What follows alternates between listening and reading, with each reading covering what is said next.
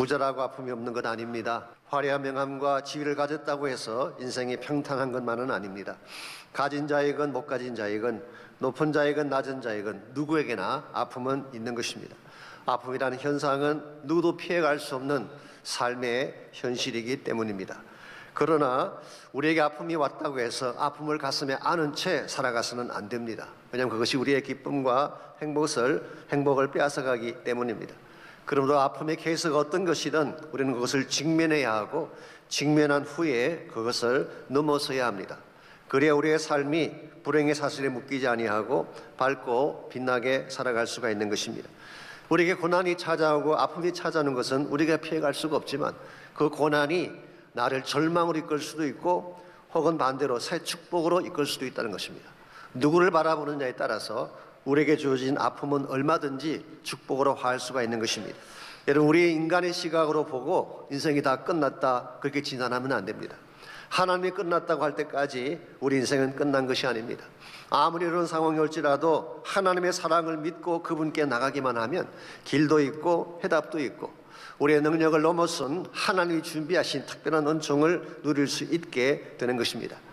아마도 여러분 삶 가운데도 여러분 나름대로 겪고 있는 어려운 현실들이 있을 것입니다. 지난 3년 이상 계속된 코로나를 통과하면서 아직도 아파하는 분들이 계실 거예요. Financially, 재정적으로 힘들어하는 분이 계시고 Physically, 육신적으로 아픈 분도 많이 계시고 Mentally, Relationally 많은 아픔을 겪으면서 힘든 가운데 계신 분이 분명히 계실 것입니다. 그럴지라도 아픔에 묶이면 안 됩니다. 이걸 넘어서야 되는 것입니다. 물론 우리 혼자의 머리는 일어설 수가 없죠. 우리는 한계를 가진 존재이기 때문에 아무리 발버둥 쳐도 내 힘으로 빠져나올 수 없는 절망의 현장이 있기 때문에 나의 힘만으로는 안 됩니다. 그러나 나를 수렁에서 건져내어 주시고 내 안에 있는 모든 아픔을 치료하실 능력자이신 예수님 만나면 가능해지는 것입니다. 그분은 우리의 아픔을 아시는 분일 뿐만 아니라 내 아픔이 아무리 깊을지라도 그분의 권세로 우리를 건져낼 수 있는 유일한 구원자이시기 때문에 그렇습니다. 그러므로 우리 인생에서 가장 중요한 어젠다는 이 예수님을 만나는 것입니다. 인생 행복이라고 하는 것은 소유에 있지 않습니다. 지위나 영광이 있는 것도 아닙니다. 누구를 만나느냐에 달리는 것인데 예수를 만날 때 우리는 비로소 상실했던 기쁨을 회복하게 되고 잃었던 행복을 되찾게 되는 것입니다.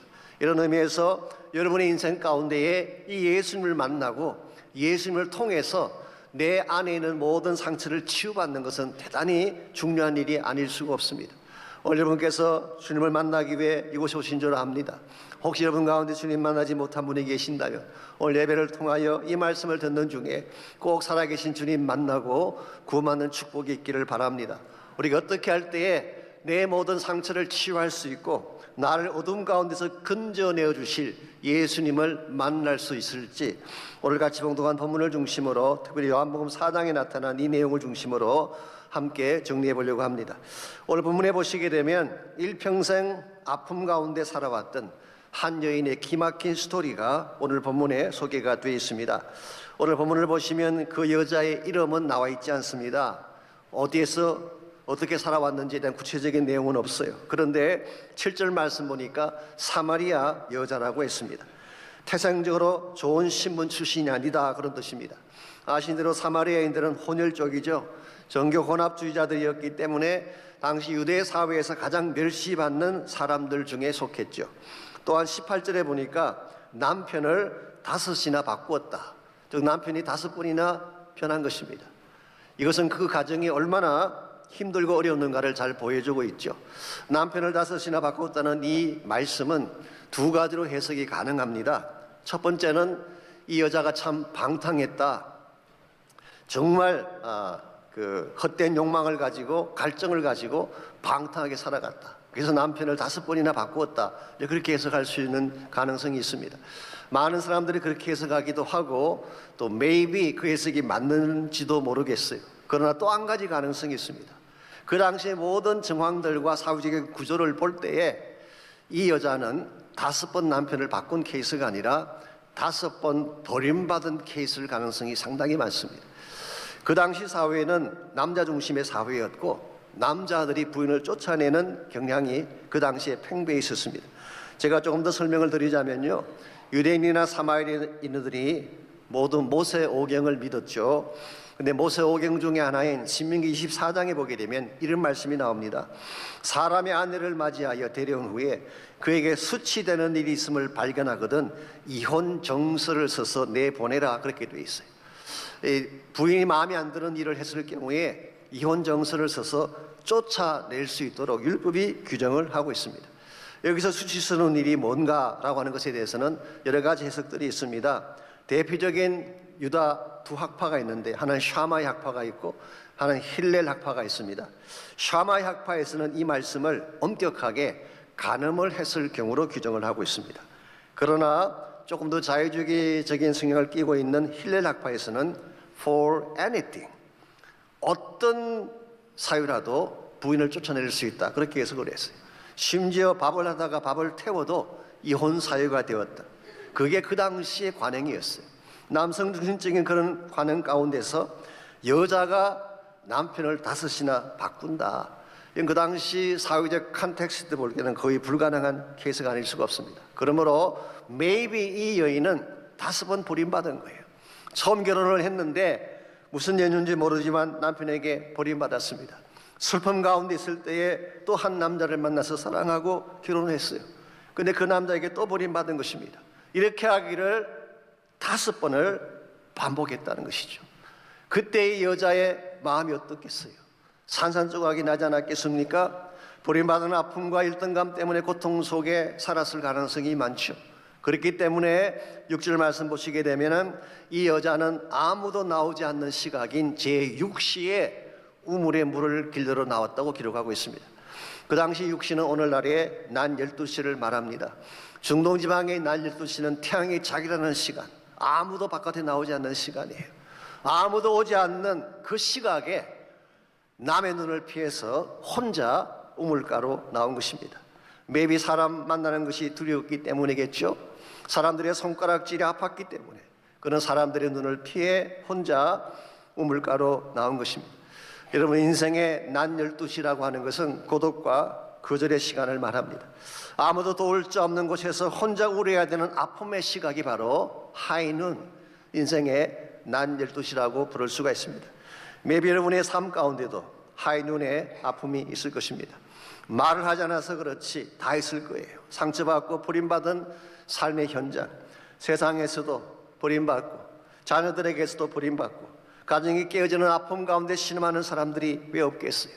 특히 우리가 사는 이민의 삶은 척박한 땅입니다.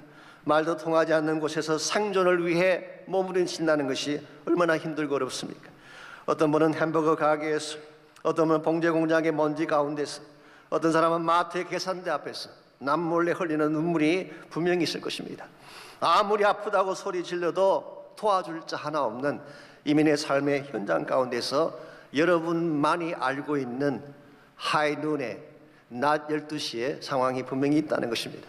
그래서 오늘 본문을 보니까요, 바로 그 시각에 그 자리에 예수님께서 찾아오셨어요. 4절 말씀에 하면은 예수님이 사마리아를 통과하셔야 하겠는지라, 이 말의 뜻은 의도적으로 찾아오셨다, 그 말입니다.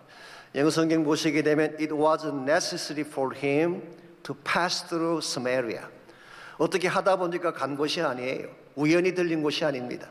예수님께서는 유다에서 갈릴리로 올라갈 때 일반적으로는 이 베레아 지역을 통과해서 이렇게 지나가는데요, 일부러 돌아서 사마리아까지 가신 것입니다. 왜 그랬을까요? 일반적으로 유대인들은 사마리아 사람들을 멸시하기 때문에 그 땅을 밟지 않으려고 합니다. 그래서 돌아가고 멀리 돌아가는데 왜 예수님께서는 의도적으로 그곳을 방문하셨을까요? 이유는 딱 한 가지입니다.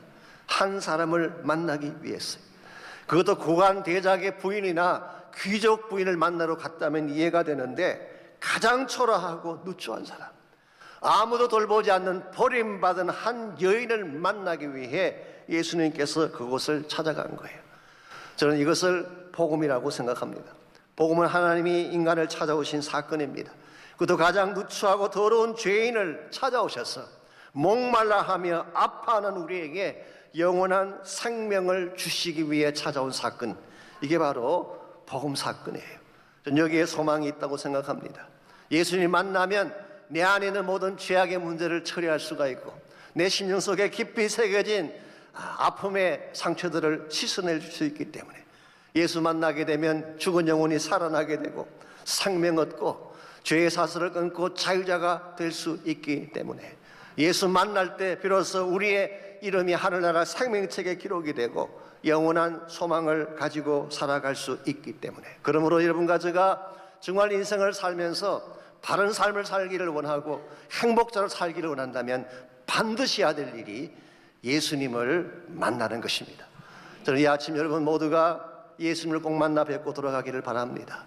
우리가 어떻게 하면 이 예수님을 만나서 내 심령 속에 있는 모든 죄악과 아픔의 상처들을 다 씻어내고 새 사람 되어서 더 밝고 영광스럽게 살아갈 수 있을지 오늘 본문에 소개된 이 사마리아 여인의 케이스를 통해서 예수님 만나고 상처를 치유받는 세 단계에 대해서 말씀을 드리려고 합니다. 그 첫 번째 단계가 자신의 실체를 인정하는 것입니다. 우리가 예수님 만나서 치유받으면 내가 누군지를 정확하게 알고 나의 실체를 인정할 때 주님과의 만남이 시작이 되는 것입니다. 16절을 보시기 바랍니다. 생수를 나에게 달라고 간청하는 여인에게 예수님께서 뭐라고 말씀하셨나요? 16절입니다. 가서 내 남편을 불러오라. 사실 이것은 가장 아픈 부분을 건드리신 것입니다. 누구에게도 말하고 싶지 아니한 그리고 가장 누추하고 부끄럽게 여기는 치부를 예수님께서 덜추어내시는 장면이에요. 그때 17절에서 여인이 말합니다. 여자가 대답하여 이르되 나는 남편이 없나이다. 예수께서 이르시되 내가 남편이 없다는 말이 옳도다. 그러면서 18절에서 말하죠. 너에게 남편 5이 있었는데 지금 있는 자도 너 남편이 아니기 때문이다. 한마디로 요약하면 매섭된 삶의 현장에 누가 봐도 부끄러운 누추한 여인의 실체를 예수님께서 지적해내신 것입니다. 왜 그랬을까요? 우리가 아는 예수님은 자비롭고 긍휼이 풍성하신 예수님인데 나에게 허물이 있더라도 덮어주실 것만 같은 주님이신데 왜 오늘 본문에서 가혹할 정도로 잔인할 정도로 그녀의 아픈 부위를 드러내신 것일까요? 그 여자가 가진 실체를 인정하지 아니하면 치유가 일어날 수 없기 때문입니다. 여러분 몸이 아픈 것을 아는 자가 의사를 찾아가는 것처럼 본인의 아픔을 알지 못하는 사람은 치료자를 찾아갈 이유가 없죠. 그러므로 우리가 정말 예수님 만나기를 원한다면 나의 실체, 보고 싶지 아니하지만 인정하고 싶지 아니하지만 나의 실체를 먼저 보아야 되는 것입니다. 오늘날 현대인들의 문제 중에 하나가 뭔지 아십니까? 현대인들은 외형을 꾸미고 겉모양을 그럴듯하게 만드느라고 내면 속에 있는 실체를 보려고 하지 않습니다. 할 수만 있다면 위장하고 가장하려고 해요. 그래서 행복한 척, 괜찮은 척 그렇게 살아갈 때가 많이 있죠. 근데 정말 여러분 심령 가운데 삶 가운데 아무 문제가 없을까요? 정말 it's okay 모든 게 다 평탄하고 잘만 진행되고 있는 것일까요? I don't think so. 우리 모두에게 아픔이 있고 우리 모두에게 해결해야 될 문제들이 다 있는 거예요. 문제는 보지 않으려고 하는데 문제가 있는 것입니다. 정직하게 들여다보기만 한다면 내가 누구인가를 발견할 수 있게 돼요.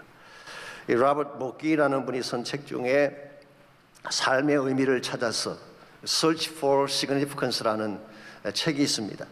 그 책의 서문에 보면 이런 실화 하나가 소개가 되어 있습니다. 텍사스에서 건축 자재 세일을 하는 팀 오더리라는 사람이 있었는데요. 이 사람이 늦은 밤에 트럭을 몰고 이스트 텍사스 시골길을 달리다가 잠깐 조는 바람에 차가 뒤집히는 사고를 당하게 됐습니다. 차가 대파되고 온몸이 아프긴 했지만 그는 뒤집어진 차에서 엉금엉금 기어 나와서 길 옆에 있는 풀 위에 몸을 뉘었습니다. 그리고 자신에게 이렇게 계속 말을 합니다. It's okay. It's not really that bad. 그렇게 나쁜 건 아니야. 괜찮을 거야. 그렇게 자기 스스로에게 위로하는 말을 던지고 있었어요. 그리고 약 45분간의 시간이 지났는데 마침 그곳을 지나가던 차 한 대가 이 광경을 보고 차를 세웠습니다. 그리고 헤드라이트를 쓰러져 있는 팀에게 비추었을 때 놀라운 광경이 목격이 됐습니다. 그의 머리와 팔이 찢어지고 그의 다리는 부서져 있었으며 온몸은 피투성이가 되어 있었어요. 사실은 It's not okay가 아니었어요. 피를 흘리며 죽어가고 있었어요.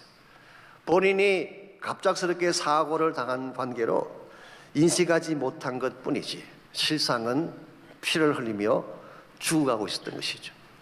로버트 먹기는 이것을 현대인의 모습이라고 지적을 하고 있습니다. 보지 않아서 그렇지, 프리텐드해서 그렇지, 카버업해서 그렇지 실제로는 피투성이가 되어서 쓰러지고 있는 현실이 오늘 여러분과 저의 삶의 현장이라는 것입니다. 이와 같은 나의 모습을 먼저 인정할 때, 내 안에 죄가 있다는 사실을 인정하고, 내 안에 문제가 있다는 것을 인정하고, 내 안에 반드시 치료되어야 될 아픔이 있다는 것을 인정하고 주님께 나아갈 때 치료가 시작이 되는 것입니다. 성경은 분명히 선포하고 있습니다. 우리 모두가 다 죄인이라고 말씀하고 있습니다. 의인은 없나니 하나도 없다고 했어요. 우리 가운데 아무리 그 모양을 잘 꾸며놓아도 우리 모두는 다 죄인입니다.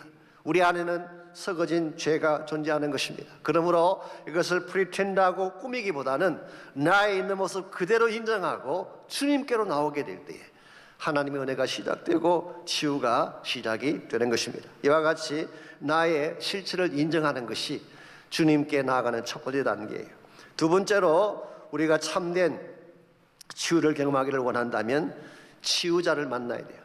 나의 질병을 고쳐줄 수 있는 참된 치유자를 만나야만 우리 아픔을 씻어낼 수가 있습니다.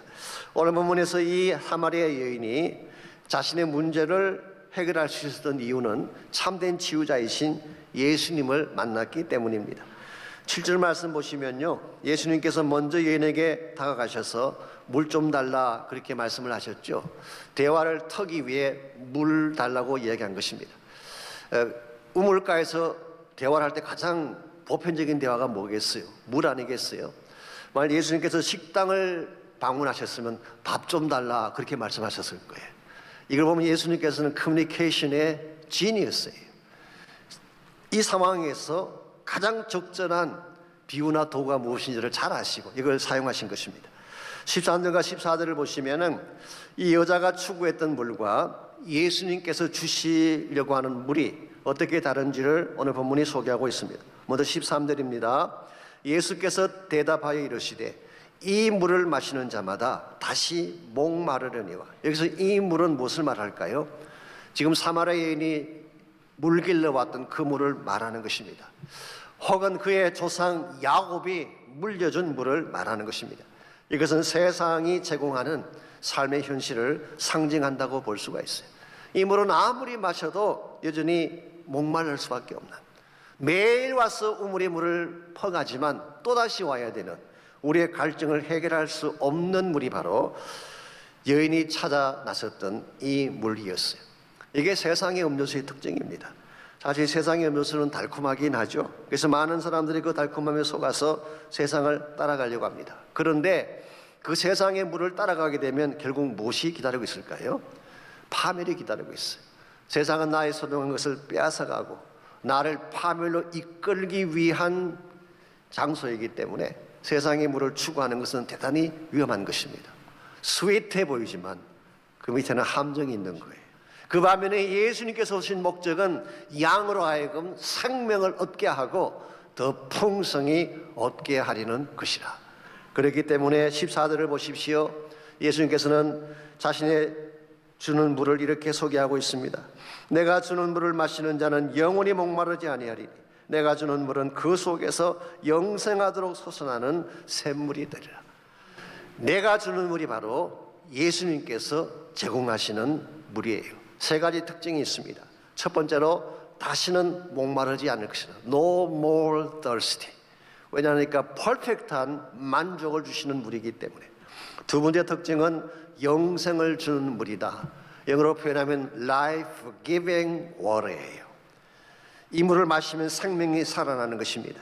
우리의 심령의 모든 죄를 다 씻어내고 아픔도 씻어내고 내 영혼을 다시 살게 하는 life-giving water.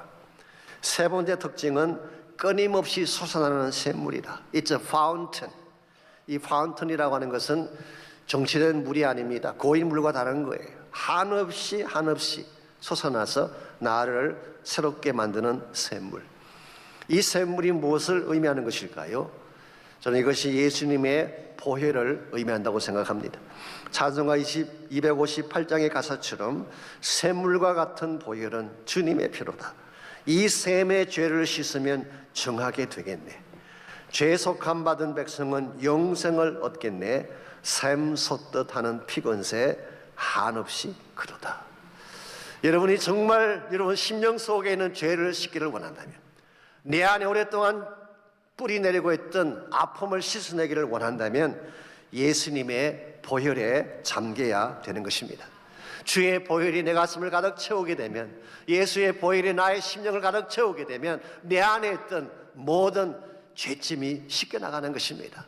죄악이 씻겨져 나가고 상처가 씻겨져 나가고 과거의 선뿌리가 다 씻겨져 나가서 나의 심령이 깨끗게 되는 역사가 주의 보혈이 가진 능력입니다. 뿐만 아니라 예수님과 같이 보혈을 통하여 우리의 모든 죄를 씻으실 뿐만 아니라 사흘 만에 부활하심으로 우리에게 영원한 생명을 주셨어요. 이런 면에서 예수님을 믿고 거듭난 자는 우리의 죄 사함 받고 우리가 주 앞에 구원받을 뿐만 아니라 부활의 능력까지 주신 예수님과 함께 살게 되는 것입니다. 여러분과 제 심령 가운데는 부활하신 예수님이 계세요.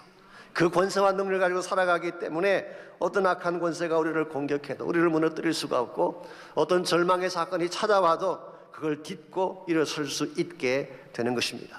이런 의미에서 어떤 비참한 인생이라도, 어떤 절망의 바닥까지 내려간 인생이라도 죽으시고 부활하신 예수님 만나기만 하면, 그분을 통해 생수를 공급받기만 하면 brand new life를, 다시 새 삶을 살 수 있게 되는 것입니다. 저희가 살고 있는 이 지역에서 거의 멀지 아니한 그 파스디나에 가시게 되면 페퍼 스트릿이라고 하는 거리가 있습니다. 거기에서 오래전에 성장했던 제키라고 하는 흑인 소년이 있었어요. 그는 어릴 때 집도 가난했고 또 엄마를 패는 아버지를 보면서 굉장히 괴팍한 성격으로 성장해 가기 시작했습니다. 고등학교에 들어갔지만 제대로 공부를 못합니다. 갱단에 들어가서 마약을 판매하고 절도하고 폭력을 해만, 그러면 안 해본 일이 없을 정도로 흉측한 범죄자로 살아갔습니다. 그러다 보니까 감옥도 들락날락하게 되고 그의 삶이 엉망진창이 됐죠. 그러나 어느 날 제키를 찾아온 교사가 한 분 계셨어요. 이 칼 다운즈라고 하는 페퍼 스트리트 감리 교회 집사님이신데요. 그분이 찾아와서 제키에게 예수님을 소개해 주었어요. 그리고 하나님이 얼마나 너를 사랑하는가 하는 것을 말씀을 통해 전거해 주었어요. 그때 하나님의 사랑을 듣는 순간 제키 마음이 열리기 시작합니다. 모든 자가 나를 헤이트하고 모든 자가 자기를 멸시한다고 생각했는데 날 사랑하는 분이 계시는구나. 하나님이 나를 사랑하신다는 그 말 앞에 마음의 문이 열려지게 되고 예수님을 만나는 축복을 경험하게 됐어요. 비록 공부는 잘 못했지만 이 제키에게는 이 천부적인 스포츠에 대한 천부적인 재능이 있었어요. 특별히 야구를 참 잘했어요. 그래서 나중에 우리 야구 선수로 칼리지에 들어가게 되고 나중에 메이저리그에서 야구를 하게 됐습니다. 이 사람이 누군지 짐작이 가세요? 흑인으로서 최초로 다저스 선수로 뛰었던 제키 라빈슨이라고 하는 사람의 스토리입니다. 이 제키 라빈슨은 예수님 만난 이후로 삶이 변화되어져서 자신과 같이 불우한 청소년들을 위한 사역을 감당하다가 신실하게 하나님을 섬기다가 천국으로 가셨습니다. 사랑하는 성도 여러분, 처음부터 밝고 빛난 인생이 따로 있는 건 아닙니다. 처음에는 다 어둡고 다 상처받고 절망과 고통 속에 살던 사람이었지만, 그러나 예수 만나면 달라지는 것입니다. 하나님 사랑 알게 되면 달라지는 것입니다. 무엇보다 부활의 능력을 알게 되면, 전능하신 하나님의 권세를 붙잡게 되면 어떤 절망 가운데서 일어나게 되고 새 생명 가지고 살아가게 되는 것입니다. 그러므로 반드시 예수님 만나야 돼요. 예수님 만나지 않으면 우리에게 소망이 없습니다. 그렇다면 우리가 어떻게 하면 구체적으로 예수를 만날 수 있을까요? 예수를 만나기를 원한다면 그분이 누구인가를 정확히 알고 믿음으로 그분을 영접해야만 합니다. 오늘 본문을 보시면요, 이 사마리아 여인이 예수를 알아간 과정이 단계적으로 이루어진 것을 볼 수가 있습니다. 9절 말씀 먼저 보시면 첫 번째로 이 여인은 예수님을 유대인으로 알았어요. 즉 유대인 남자로 첫 만남을 가진 것이죠. A Jewish man. 이게 소위 말하는 physical encounter, 육체적인 혹은 인간적인 만남이라고 할 수가 있습니다. 그러던 것이 19절에 보시게 되면 주님에 대한 이해가 조금 더 발전합니다. 내가 보니 당신은 선지자입니다. You are a prophet. 이것을 우리는 종교적인 만남이라고 부릅니다. Religious encounter. 종교적인 차원에서 그분이 하시는 말씀도 듣고 그분이 가르치는 교훈도 받게 되는 Religious encounter를 갖게 된 것입니다. 그러던 것이 29절을 보십시오. 드디어 이 여자가 뭐라고 고백합니까? 이는 그리스도가 아니냐. 비로소 예수님이 자기 앞에서 우물에 대한 말씀을 전하던 그 예수가 메시아인 사실을 알게 된 것입니다. 오랫동안 기다렸던 그 메시아가 자기 앞에 선 그분인 것을 알고 이분이 그리스도가 아니냐. 이걸 우리는 spiritual encounter, 영적인 만남이라고 부릅니다. 여러분께서 피지컬리 예수님 만나는 것으로 충분하지 않습니다. 예수님이 4대 성인 중에 한 분이고 훌륭한 분이고 혁명가이고 이런 차원에서 끝나서는 변화가 일어날 수 없어요. 혹은 릴리지어스한 차원에서, 종교적인 차원에서 교회 다니고 예배드리고 말씀 공부하고 봉사하고, 물론 그것도 귀한 것이긴 하지만 그것만으로 충분하지 않습니다. 정말 여러분 삶 속에 변화가 일어나기를 원한다면 영적으로 예수님 만나야 돼요. 영적으로 예수님이 누군가를 정확히 알고 그분을 내 마음 중심에 나의 구원자로 영접할 때에 참된 변화가 일어나는 것입니다. 오늘 본문에 기록된 이 여인의 케이스를 보십시오. 그가 처음 물동이를 들고 우물가로 나올 때는 혼자 나왔어요. 숨어서 나왔어요. 누가 볼까 두려운 마음에 열등감에 사로잡혀서 그렇게 나왔던 이 여자가 예수님 만난 이후에 당당해집니다. 더 이상 상처나 빨면서 고통 속에 오는 인생이 아니었어요. 그런 물동이를 그 우물가에 던져버린 채 마을로 뛰어들어가면서 동네 사람들에게 외쳤어요. 와서 보라. Come and see. I met the Christ. 내가 예수를 만났다. 내가 그리스도를 만났다. 그런 외치기 시작했어요. 그 결과 수가성 안에 살던 마을 사람들이 예수님을 만나게 되고 42절에 보게 되면 그들이 고백하기를 이가 참으로 세상의 구주임을 알게 되었노라. He really is the Savior of the world. 여러분 예수 만나면 이런 변화가 일어나는 것입니다. 과거의 내가 아닙니다. 새 삶을 살게 되는 것입니다. 정말 누추하게 초라하게 열등감 속에 사는 인생이 아니라 당당하게 자신만만하게 새 삶으로 일어설 수 있게 되는 것입니다. 그러므로 여러분이 이 예수를 꼭 만나야 돼요. 이 예수님을 진짜 영적으로 바로 만나려면 1차적으로 마음의 문을 열고 그분을 영접하셔야 됩니다. 요한복음 1장 12절에 보게 되면 이렇게 기록합니다. 영접하는 자, 곧 그 이름을 믿는 자들에게는 하나님의 자녀가 되는 권세를 주셨다.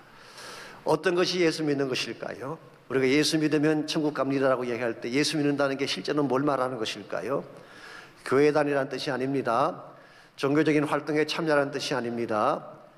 영접하는 자, 곧 믿는 자예요. 그러므로 saving faith, 나를 구원받게 하는, 내 삶을 변화시키는 그 faith는 예수를 영접하는 것을 말하는 것입니다. 예수님이 나를 위해 죽으시고 부활하신 그 사실을 내가 인정하고 바로 그 예수님을 믿음으로 내 마음의 문을 열고 accept하는 것을 말하는 것입니다. 요한계시록 3장 20절 말씀에 하면은 볼지라 내가 문 밖에 서서 두드리노니 누구든지 내 음성을 듣고 문을 열면 내가 그에게로 들어가 그와 더불어 먹고 그는 나와 더불어 먹으리라. 이 말씀이 하면 지금 예수님 어디 와서 무엇을 하고 계신다고요? 이곳 내 마음 문 밖에 오셔서 He's knocking at the door. 우리 마음의 문을 녹하고 계십니다. 어떻게 하기만 하면, 마음의 문을 열기만 하면, 그리고 기도로 그분을 인바이트하기만 하면 내 안에 들어와서 나의 모든 죄를 사하게 주시고 내 모든 상처를 깨끗하게 씻겨주시고 나와 교제하며 나에게 영원한 생명을 주시겠다고 약속하고 있습니다. 여러분은 예수님 만나셨는지요? 제가 묻는 질문은 교회를 다니고 계십니까? 질문하고 있는 것이 아닙니다. 어떤 직분을 가졌습니까? 묻고 있는 것이 아닙니다. 정말 인격적으로 퍼스널리 내 마음의 문을 열고 그분을 나의 구원자로 초청했는가라는 질문을 던지고 있습니다. 이것 없이 내 심령의 죄 씻을 수 없습니다. 이것 없이 내 가슴 속에 있는 상처 씻을 수 없습니다. 이것 없이 죄 사함 받고 천국 갈 수 없어요. 그러나 내 마음의 문을 열고 주님을 영접하기만 하면 내 모든 죄가 다 처리되고 나 이름이 하늘나라 생명책에 기록이 되고 지금적으로 천국 갈 수 있는 이터널 라이프를 살게 되는 것입니다. 18세기 영국의 찬송가 그 작가 중에 윌리엄 쿠퍼라고 하는 사람이 있었습니다. 5살 때 어머니가 돌아가시고 아버지에게 학대를 받으며 성장했어요. 그 결과 학교 생활을 정상적으로 하지 못했고 항상 디프레션, 우울증에 빠져 살았어요. 자살을 몇 번이나 시도했는지 모릅니다. 나중에는 정신병동에 감금당할 정도로 멘탈리 힘든 시기를 보냈습니다. 그러던 윌리엄 쿠퍼가 어느 날 존 뉴턴이 하는 집회에 참석하게 됐어요. 존 뉴턴은 아시죠? 한때 노예 상인이었지만 예수님 만나고 변화된, 우리 아까 불렀던 어메이징 그레이스를 만드신 분이죠. 그분의 집회에 참석을 했다가 보혈에 대한 말씀을 듣게 됐어요. 그 아들 예수의 피가 우리를 모든 죄에서 깨끗게 하셨느니라. 이 말을 듣는 순간 그는 자신에게 되묻습니다. 그렇다면 그 피가 내 안에 있는 상처도 씻을 수 있다는 말인가? 그렇다면 그 피가 내 안에 깊이 새겨진 우울증도 씻을 수 있다는 말인가? 아니 그렇다면 그 피가 내가 지금까지 가지고 있던 억만 가지 죄악을 깨끗하게 씻고 나를 정결케 할 수 있다는 말인가? 이 질문 끝에 그는 예수의 십자가 앞으로 나아갔고 주님 앞에 무릎 꿇고 기도하는 중에 하나님이 그의 가슴을 만지는 것을 경험합니다. 그의 보혈이 그의 심령 속에 있던 모든 죄악들을 처리하고 그의 모든 죄를 용서받게 하고 깨끗한 사람으로 거듭나게 하는 것을 경험합니다. 그리고 이제 어떤 유명한 찬송가 258장에 샘물과 같은 보혈은 주님의 피로다. 보혈의 죄를 씻으면 정하게 되겠니. There's a fountain filled with the blood. 주의 보혈로 가득 찬 샘물 같은 주님의 보혈. 여러분과 저도 이 주의 보혈을 만나면 우리 삶 변할 수가 있습니다. 우리 가운데 아픔 없는 사람 아무도 없습니다. 가슴을 찌르는 가시를 안고 살지 않은 사람 아무도 없어요. 눈에 보이는 가시야 손으로 뽑아내면 되지만 가슴에 새겨진 가시는 뽑아낼 수 없잖아요. 발버둥 치고 애써도 나 힘으로 뽑을 수 없는 아픔을 가진 사람들, 죄의 짐을 지고 신음 가운데 있는 사람들, 인생의 무거운 과제 앞에 헐떡거리며 살아가는 분이 혹시 계신다면 이 시간 여러분에게 필요한 것은 예수 그리스도의 보혈입니다. 그 보혈에 여러분의 심령을 잠기시기 바랍니다. 그리고 보혈의 능력을 받고 보혈로 씻음 받고 새 사람 되어서 주의 영광 가운데 살 수 있도록 결단하는 시간이 있기를 바랍니다.